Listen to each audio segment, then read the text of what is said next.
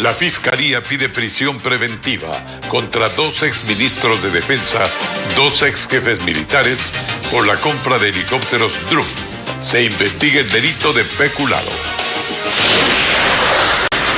El presidente de la CONAIE, Leonidas Issa, asegura que ya no dialogará con el gobierno sobre el subsidio a los combustibles y otros temas. Por unanimidad, el Comité de Ética de la Asamblea recomienda la destitución de la vicepresidenta del Legislativo, Bella Jiménez. El COE Nacional sugiere a los municipios exigir carnet de vacunación para el ingreso a lugares cerrados. Momentos de tensión se vivieron en un populoso sector de Guayaquil tras el hallazgo de una granada en los exteriores de una casa. Un hombre pensaba que el explosivo era un juguete. Las noticias en Televistazo con Alfonso Espinosa de los Monteros.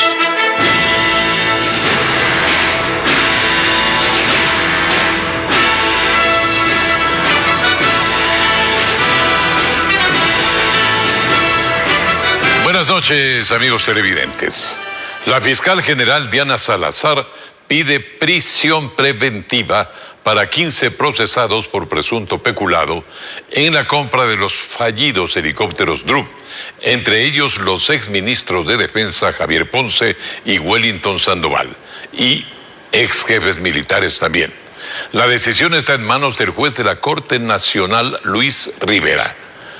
Jacqueline Rodas cubre la audiencia y nos tiene la información. 13 años después de la compra de 7 helicópteros Drup, de los cuales 4 se accidentaron dejando 3 víctimas mortales, la fiscal general Diana Salazar inicia un proceso penal por posible peculado en contra de exministros, exjefes militares y miembros de las comisiones relacionadas con la adquisición, 15 personas en total. En la audiencia señaló a todos como autores y pidió al juez que dicte prisión preventiva en su contra. Los defensores reaccionaron a esta pretensión. De manera abusiva se ha pedido prisión preventiva, la misma que estoy seguro el señor juez garantista de derechos no va a conceder en la presente causa. Se utiliza y mal utiliza la prisión preventiva en este país, lo que hace que exista un hacinamiento y con las consecuencias que toda la ciudadanía conoce y sabe. Entre los procesados está el ex jefe del Comando Conjunto de las Fuerzas Armadas, Leonardo Barreiro, quien asistió personalmente a la audiencia, el ex ministro de Defensa, Javier Ponce, quien compareció por videoconferencia, al igual que el ex comandante de la Fuerza Aérea, Rodrigo Borges, y el ex ministro Wellington Sandoval, quien envió a su defensa. Los 4 tienen más de 65 años de edad, por lo que sus abogados solicitaron que no se les dicte prisión preventiva, una medida que consideran excesiva y que dicen no ha sido legalmente justificada. Pero según la fiscal, existen los elementos para pedirla. Relató que los involucrados habrían direccionado la compra para favorecer a la empresa HAL de la India con $63 millones, pese a que no cumplía con los requisitos técnicos y a las advertencias del general Jorge Gabela, quien luego fue asesinado y su familia cree que su muerte tiene que ver con su oposición a esa compra. El juez de la Corte Nacional, Luis Rivera, escucha los argumentos de las partes y deberá decidir qué medida dicta y además si acepta o no la retención de cuentas y prohibición de vender bienes por un monto de $4.2 millones a cada procesado, según lo solicitó la fiscal general del Estado. Que el proyecto económico urgente entre en vigencia por el Ministerio de la Ley o convocar a una consulta popular. Son, entre otras, las alternativas que analiza el gobierno tras la devolución del proyecto de ley de creación de oportunidades por parte de la Asamblea. Son reformas tributarias y laborales que el Ejecutivo insiste en llevar adelante para generar fuentes de trabajo. Paul Romero tiene un informe. Para el Ejecutivo, las reformas tributarias y laborales, devueltas por el Consejo de Administración Legislativa, son determinantes para la ejecución de su plan de gobierno. Para poder llevar adelante ese proyecto de ley que es fundamental para atender a la necesidad de los ecuatorianos. El presidente Guillermo Lasso podría insistir en un nuevo proyecto, convocar a una consulta popular o alegar su vigencia a partir del 25 de octubre al no existir un pronunciamiento de la Asamblea. El gobierno analiza todas las alternativas que tiene sobre la mesa y tomará una decisión en los próximos días. La mayoría de bloques parlamentarios piden que el presidente no insista con las reformas tributarias y laborales en el mismo proyecto de ley y, de ser así, que convoque a consulta popular. Que vengan las consultas populares que sean. Nosotros no les tenemos miedo, en lo absoluto. Y si estaba hablando de las muertes cruzadas, tengan la plena seguridad que si eso se da, el próximo presidente de la República es Javier Herbas. Los asambleístas de oposición rechazan cualquier intención para que el proyecto de ley entre en vigencia después de los 30 días de plazo por ser urgente en materia económica. No fue calificado, entonces no corre el tiempo como lo están mencionando en diferentes medios. Quizá en un intento de incidir, de persuadir o de disuadir a la Asamblea Nacional. Pero no le ve así el oficialismo, que argumenta atribuciones inconstitucionales del CAL al devolver el proyecto. Yo creo que la suerte está echada, las cartas están sobre la mesa por un tema, el tema de podría o no decurrir el plazo. Por otro lado, la consulta popular. El denominado proyecto para la creación de oportunidades dejó solo al gobierno y consolidó una asamblea de oposición. El Consejo Político de la CONAIE resolvió declararse en comisión permanente y dejar a un lado el diálogo con el gobierno. La organización indígena responde al régimen que dijo que en el diálogo de lunes hubo 11 coincidencias con los representantes indígenas. Francisco Garcés con el tema. El lunes la CONAIE y el gobierno se sentaron a una mesa de diálogo. Para el régimen fue un buen paso en busca de acuerdos y fue la ministra de Gobierno Alexandra Vela quien dijo que se había alcanzado 11 coincidencias y generado 5 desacuerdos. Más bien, durante el proceso de la reunión, lo que yo noté fue una apertura de todos, inclusive del señor Issa. Sin embargo, tras la cita, los dirigentes de la CONAIE negaron cualquier acuerdo con el régimen. Realmente prefiero que nos digan que nos mantenemos en la palabra, que nos digan que estamos mintiendo. Por eso me sorprende, lo hemos traído, el mismo documento que hicimos la entrega al señor presidente de la República a través de las autoridades que estaban en la mesa. Llevamos 6 puntos. ¿Cómo puede haber 11 acuerdos si lleva 6 puntos? Entre ellos el congelamiento de los precios de los combustibles, la renuncia a la expansión minera y petrolera, así como no insistir en reformas laborales que puedan precarizar el empleo. En lo que sí hubo coincidencias es en los puntos relativos a garantizar y desarrollar los derechos indígenas a educación, salud, justicia y al ser consultados. No es simplemente decir hemos coincidido y decir que hay un acuerdo. Yo hubiera preferido, ¿cuál es el acuerdo? Nos firmamos, punto 1, acuerdo punto 2, acuerdo punto 3, no acuerdo punto 4, no acuerdo, firmamos y demostramos al país.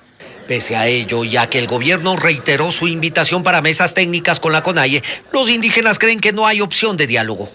Si no tenemos, por lo menos en los temas sensibles, no podemos avanzar una mesa técnica, porque de hecho están los temas centrales, en este caso están quedando en el limbo. Nos declaramos en asambleas permanentes y para la movilización, en este caso a nivel nacional. Ahora la dirigencia de la CONAIE espera la realización de una asamblea general en la que se decida si las bases indígenas quieren o no empezar movilizaciones contra el régimen.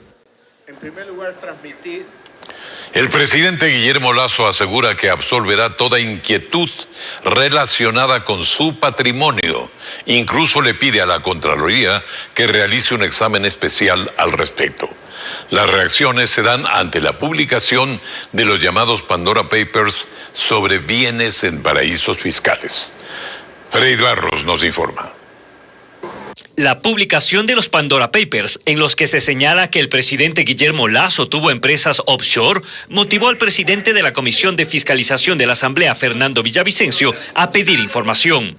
La mañana de este miércoles, en una carta enviada por el jefe de Estado, le responde al parlamentario: es algo público que no tengo nada que esconderle al país y que mi vida siempre ha sido llevada de forma ética y respetuosa de la ley.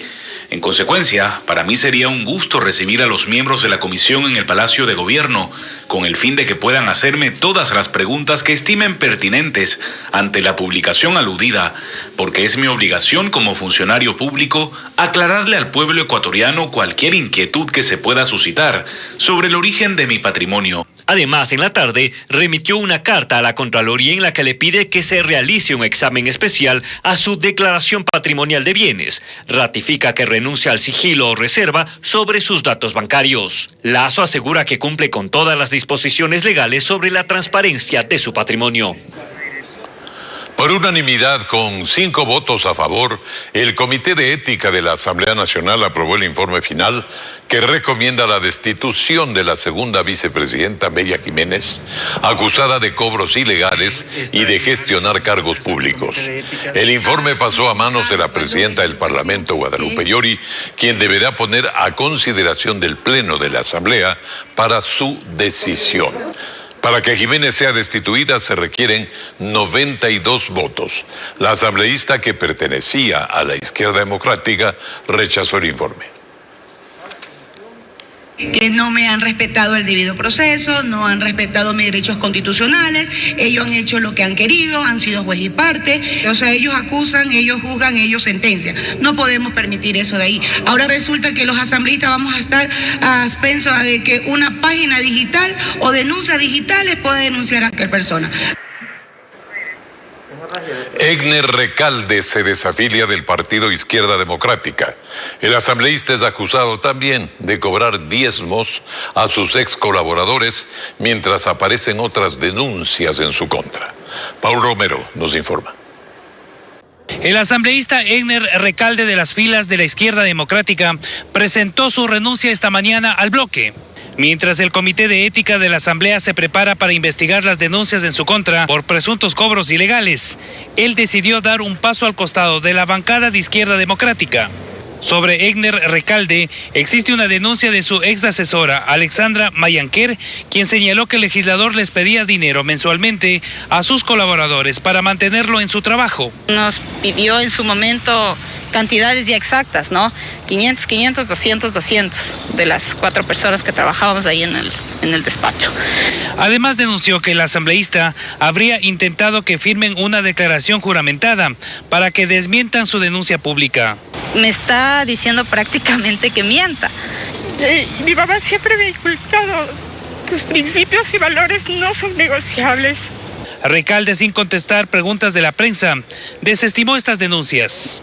Que quieren vincularme a un proceso que no tiene pies ni cabeza, por la honra de mi familia, por la honra de mis hijos, de mis hijas, de mi madre. No puedo seguir un partido político que se encuentra secuestrado por un grupo de dirigentes oportunistas. Este sería el segundo caso que pase al Comité de Ética de la Asamblea Nacional. El caso ya está en manos del Consejo de Administración Legislativa. Además, existe una denuncia penal en la Fiscalía General del Estado.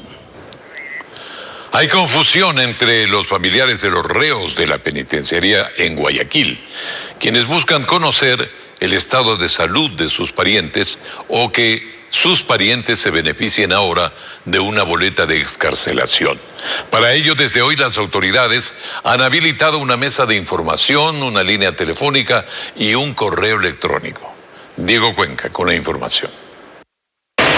Llegaron temprano a la penitenciaría del Litoral para buscar la forma de sacar a sus presos de lo que consideran un infierno. Quiero saber si que mi hijo va a salir o no va a salir. ¿Cuánto tiempo lleva en la cárcel? Ya tiene el 60%, le faltan 2 meses para salir.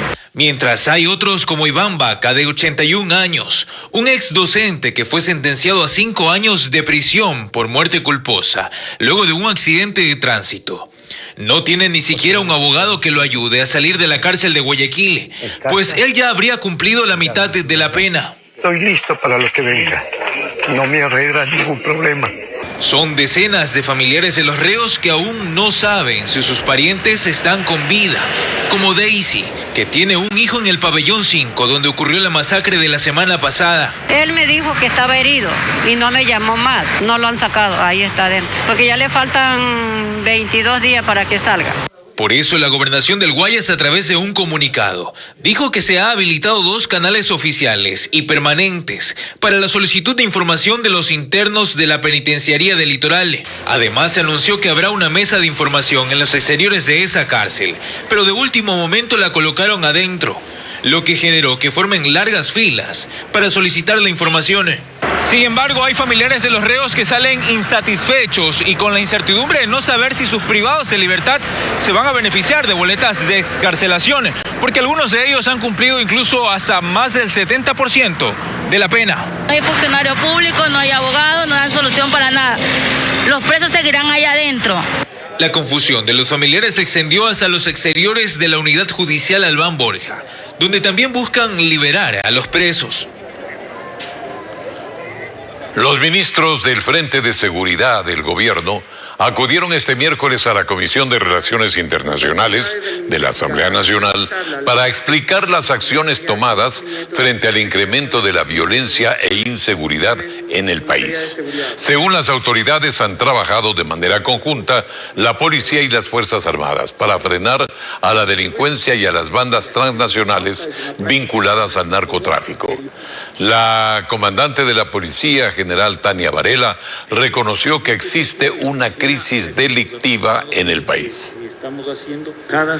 Estamos viviendo una crisis de delincuencia, pero sobre todo tenemos que comprender que la violencia ha sobrepasado al cometimiento del delito y a la delincuencia. La violencia con que se cometen los diferentes actos en los territorios es realmente indescriptible muchas veces.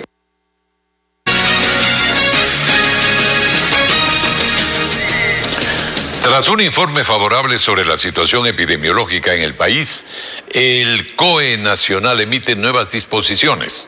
Desde el lunes se ampliarán los aforos en el trabajo presencial. Además, hacen un exhorto a los municipios para que se pida el carnet de vacunación a las personas que van a sitios cerrados. Rafaela Hermida con las últimas disposiciones. Para nadie es un secreto que los sitios cerrados pueden elevar el índice de contagio de COVID-19. Por ello, el COE Nacional hace un exhorto a los gobiernos autónomos descentralizados para que el carnet de vacunación sea un requerimiento de ingreso a estos lugares. Que tienen la competencia y lo pueden hacer obligatorio haciendo los análisis jurídicos de su competencia. Porque el COE Nacional no tiene la potestad en cuanto a foros en bares, discotecas, centros de diversión, en restaurantes, en lo que sea nuestra ministra, en cines, en teatros. Esas son competencias de los GAT. Esta no es la única decisión del COE. Desde el lunes, tanto en las empresas públicas como privadas, se ampliará el aforo al 70%. Tenemos un contagio de un 4% menor en las actividades presenciales en el trabajo que con respecto a la otra modalidad inherente al teletrabajo. Debemos mantener esta progresividad con todos los cuidados necesarios. Pese a que los informes son favorables, aún hay preocupación por los adultos que no se han vacunado. Al momento todavía no tenemos el 85% de la población total del Ecuador vacunada. Eso significa que no hemos alcanzado todavía una inmunidad comunitaria. La inmunidad de rebaño no ha sido alcanzada. Y sin embargo, hemos visto a nivel del país que ya existen eventos que sobrepasan el aforo recomendado por el COE. Informaron que se mantendrán los aforos en las unidades de transporte interprovincial y escolar y se levantaron las restricciones para quienes lleguen desde Brasil. Tras la aprobación del directorio ejecutivo, el Fondo Monetario Internacional ya desembolsó a Ecuador los $800 millones previstos como parte del acuerdo financiero firmado con el país y que fue reestructurado por el gobierno de Guillermo Lasso. Según el Ministerio de Economía y Finanzas, esos nuevos recursos servirán para financiar el presupuesto general del Estado de este año. En total, Ecuador ha recibido $4.800 millones de parte del FMI. Y como parte de la cooperación financiera con este organismo multilateral. Los jubilados de todo el país exigen que el gobierno se iguale con el pago del incentivo de jubilación. Marcharon por las principales avenidas del norte de la capital para exigir que en el presupuesto se incluyan cerca de $1.000 millones para el pago de las compensaciones. Francisco Garcés siguió la jornada. Nos cuenta más. La mayoría son profesores, pero a ellos se juntaron ex trabajadores de la salud y de otros sectores del Estado. Juntos marcharon hacia la plataforma financiera en donde queda el Ministerio de Finanzas. La movilización fue para exigir el pago del incentivo de jubilación, que es un rubro adicional a las pensiones para quienes deciden acogerse a la jubilación anticipada. El problema es que el Estado no ha pagado compensaciones desde el 2008. Los 800 millones para cubrir a todos los compañeros del 8 al 21 que están en espera, ¿sí? A nivel de todos los jubilados, solo jubilados maestros, con salud y otros ministerios asciende la suma a 990 millones. Una comisión de los jubilados ingresó al ministerio y ahí se resolvió que la próxima semana iniciará un diálogo para solucionar el problema. Apertura hay, nos dijo así. Lo que pasa es que el dinero pues tiene que ser para atender a todos los sectores que lo necesiten. Nosotros lo hemos dicho, pues somos un sector vulnerable y tiene que darse prioridad. Mientras tanto, miles de jubilados esperan que se les cumpla con su derecho, para lo cual piden sensibilidad al régimen. Se supone que al retirarse uno tiene que disfrutar, por eso uno se retira. Sin embargo, nos toca estar mendigando aquí nuestro dinero. Los héroes de blanco que se dignaron en llamarnos, hoy hemos sido olvidados, completamente olvidados. Ya no se acuerdan de nosotros, ya no se acuerdan de la gente que cogía la escoba, el que cambiaba al paciente, el que le daba de comer cuando estaba en pésimas condiciones. En el presupuesto de este año se asignó algo menos de $50 millones para el pago de los bonos. Adicionalmente, los jubilados piden un compromiso del gobierno para cuantificar y pagar de una vez la deuda que el Estado tiene con el IES. Pacientes que se han sometido a trasplantes llegaron desde varias provincias hasta los exteriores de la presidencia en el centro de Quito para exigir medicinas y continuar sus tratamientos. Algunos aseguran que están a punto de perder sus órganos por falta de tratamientos. Andrea Báez estuvo con ellos. No hay nada, solo el papelito y espere y espere. Hace 10 años, Carolina le donó el riñón a su padre, quien ahora está a punto de perderlo. La razón, falta de medicamentos para su tratamiento. No quiero que lo pierda, mi esfuerzo, no quiero perderlo. Ya no tenemos dinero a quien fiar, ya no tenemos dinero a quien prestar. Son familiares y pacientes trasplantados de varias provincias que llegaron hasta los exteriores de la Presidencia de la República para pedirle a las autoridades ser escuchados, pues denuncian que tienen los inmunosupresores y otros medicamentos a cuentagotas, que en los hospitales del Ministerio de Salud Pública y de la red pública del IES hay un evidente desabastecimiento. Mi esposo tuvo cita médica y no le dieron nada de medicación. Nosotros tenemos que comprar, pero ya no tenemos dinero para comprar. Plácido es uno de los primeros pacientes que recibió un trasplante en el país. Teme regresar a hemodiálisis por la falta de medicación. He tenido que perder mi riñón por la situación del cambio de medicina. Aseguran que los pocos fármacos que les entrega el Estado son genéricos y eso afecta a su salud. Hay compañeros que ya han tenido rechazo de órgano. Casi al mediodía, una delegación conformada por 7 personas fue atendida por representantes de la vicepresidencia para dialogar y buscar soluciones para su salud. 2 empresas aseguradoras presentaron sus ofertas al Ministerio de Defensa para asegurar las aeronaves de las Fuerzas Armadas. Esta tarde se constató que las ofertas estuvieran dentro del valor referencial de un poco más de $20 millones. Ahora la comisión técnica que lleva adelante este proceso se declaró en sesión permanente para verificar que las ofertas recibidas cumplan con los requisitos. El primer proceso de adjudicación fue declarado desierto porque las ofertas presentadas sobrepasaban el valor estimado. 24 horas después de la reunión entre el gobierno y el sector de la transportación, a propósito de la focalización de los subsidios de los combustibles, el gremio del transporte de Guayas señala que la propuesta del régimen es inviable. Según su presidente, el Ejecutivo busca llevar al diésel hasta los $2 por galón para después focalizarlo. El gobierno se reunió la tarde del martes con los transportistas a propósito de la focalización del precio de los combustibles y decían que había sido una reunión de provecho. Ha quedado en claro que cuáles van a ser las focalizaciones o compensaciones que cada una de las modalidades de transporte tendrá. No pasaron 24 horas y los transportistas urbanos del Guayas contaban que la propuesta del gobierno no les conviene. Quieren fijar un techo, que se den $2 el valor de combustible para poder focalizarlo al sector del transporte público de pasajeros. Que el transporte urbano de pasajeros no aguanta un incremento más en el valor de combustible. Hemos colapsado. Que si se sigue lo propuesto por el régimen, la afectación será para la ciudadanía, porque señalan que solo un incremento de pasajes permitiría que la actividad sea rentable. Va a ser sumamente alta.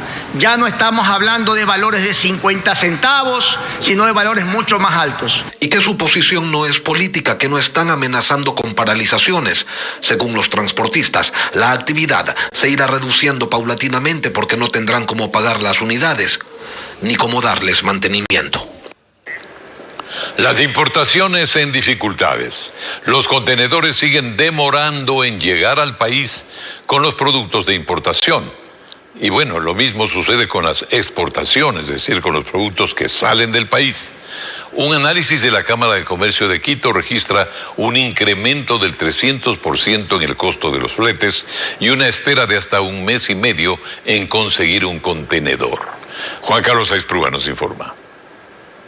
Antes de la pandemia, conseguir un contenedor para transportar productos tomaba máximo 10 días, pero actualmente la espera puede ser de hasta 6 semanas. Se trata de una crisis de logística mundial en el intercambio comercial que ya se siente en Ecuador. El cierre de muchas fábricas en el Asia ha hecho que muchos contenedores se queden represados y hacer el Asia un poco el generador de gran parte del comercio en el mundo. Esta falta de contenedores hizo que muchos buques también se empiecen a estar parqueados y no sacarlos a todos ellos porque el volumen de contenedores bajó. Esto provocó que el costo de los fletes a través de los contenedores aumente hasta en 300%. En 2016, un contenedor costaba poco más de $1,000. En 2020, unos $2,000. Y en 2021, más de $6,700. Eso si el transporte es solo entre países de Norteamérica, Europa y Asia. Pero si el producto viene a Ecuador, el costo sube. Por ejemplo, un contenedor fletado desde China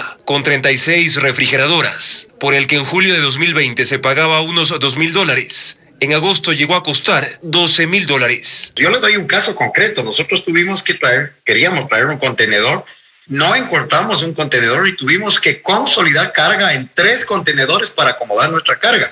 Es decir, eso aumenta el costo de los insumos porque no es lo mismo traer un contenedor cerrado que consolidar carga en 3 contenedores. Desde el sector productivo se reconoce la posibilidad de un aumento en el costo del producto final, aún más en esta época cuando aumenta la demanda previo a Navidad. Se retrasa la tecnología definitivamente. Productos con nueva tecnología no van a poder llegar para ser comercializados en diciembre, que es el mercado que todos los empresarios estaban esperando. Supongamos que en este periodo hay que traer 200 contenedores de juguetes. Hemos traído 20 y tienes un stock de productos que no son nuevos, pero que al menos van a tener algo de accesibilidad por precio, porque los nuevos productos pueden llegarte ya con un incremento importante. Al menos el 90% de la logística para el intercambio comercial en el mundo se realiza por vía marítima.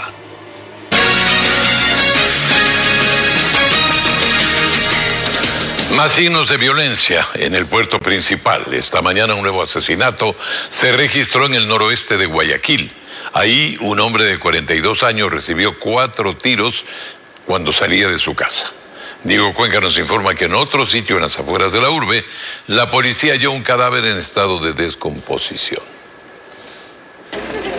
El crimen ocurrió cuando un hombre que estaba en esa vivienda ubicada en Flor de Bación, en el noroeste de Guayaquil, bajó y en ese momento sujetos a bordo de una moto le dispararon 4 veces. Se recogieron 7 indicios balísticos en el lugar, que son presumiblemente los que causaron la muerte a los ciudadanos. La víctima tenía 42 años y aún no está claro cuál sería el motivo de ese asesinato. Tiene 2 antecedentes anteriores por robo y por evasión de detenidos. Mientras que en un canal de agua, ubicado en el sector Casas Viejas en Guayaquil, hallaron un cadáver en descomposición. El día sábado, justamente en horas de la tarde, Este ciudadano fue secuestrado por varios ciudadanos que se movilizaban en un vehículo color blanco. La víctima es un hombre de 22 años con antecedentes penales por robo. Estaba maniatado sus extremidades, sin ropa, y eso nos hace presumir pues que existe un tipo de violencia generada sobre el occiso. Las investigaciones de la policía apuntan a que habría sido silenciado. Lo estrangularon días después de que fuese testigo del asesinato de su padre, vinculado al tráfico de drogas. Una granada de uso militar fue abandonada al pie de una vivienda en el Guasmo Norte de Guayaquil. Afortunadamente el artefacto no explotó luego de ser manipulado por los habitantes de la zona, que al principio creyeron que se trataba de un juguete. Diego Cuenca nos informa que los agentes antiexplosivos de la policía llegaron al sitio e hicieron una detonación controlada de la granada. El hallazgo ocurrió afuera de una vivienda en la cooperativa Río Guayas, en el Guasmo Norte. La encontró el residente de una casa. Al verla pensó que era un juguete y decidió sacarla a la acera. Estaba desayunando cuando veo que este chico que estaba caminando por ahí, y eso es una bomba. No pesa, dice, pesa. Los habitantes alertaron a la policía, que confirmó que se trataba de un explosivo de alto poder. Es una granada de fragmentación, ¿sí? De tipo ofensiva. Esta se utiliza por lo general para... Se trataba de una granada. Momentos después hicieron la detonación controlada.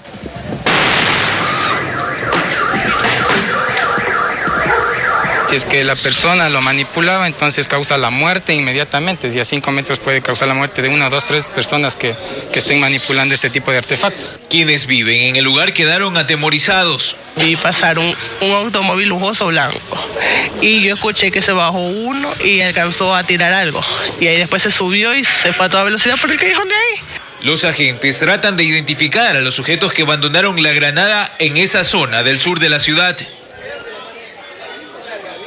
Una sentencia emitida recientemente señala que la detención del adolescente alias Ñorqui, implicado en el asesinato del presentador Efraín Ruales, fue ilegítima, ilegal y arbitraria. En esta decisión se responsabiliza a un juez, quien indicó que presentará un reclamo luego de la notificación formal de la sentencia. José Carlos Alvarado nos cuenta más del caso.